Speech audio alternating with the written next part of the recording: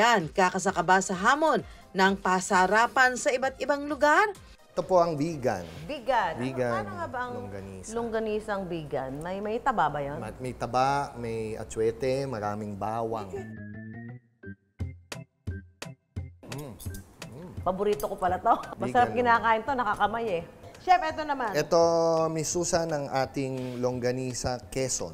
Ito naman ang ating Alaminos longganisa. Alaminos, Pangasinan? Pangasinan. Oh. So, ang Alaminos... Ito naman malaman. Puro malaman. laman. Tsaka malalaman mo kung Alaminos ni Susan. Sabi nila yung toothpick, pero hindi siya yung toothpick. Gamit siya sa coconut. Ah, yung talaga? tutusok mo siya. Para? Yun yung mag-proportion sa kanya. Yun yung magbibigay sa kanya ng shape. Yung Alaminos. Ibang-iba din ang lasa nito. Yung malinamnam. Medyo may konting asim. Tapos bawang. Pero hindi masyadong powering yung bawang.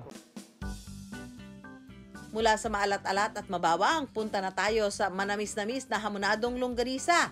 Ito naman gawa sa bakang batutay ng Kabanatuan. Kabanatuan. So ito ay Kabatutay beef yan. beef. Oh, pinapausukan nila. Paborito ko yun eh. Matamis-tamis din. Tamis. Pero masarap siya. Sarap siya. Ano Ito to? naman ay tinatawag nating Ba't pulang-pula to? longganisa. Yung iba nilalagyan nila ng food color. Ayoko na may food Yung color. iba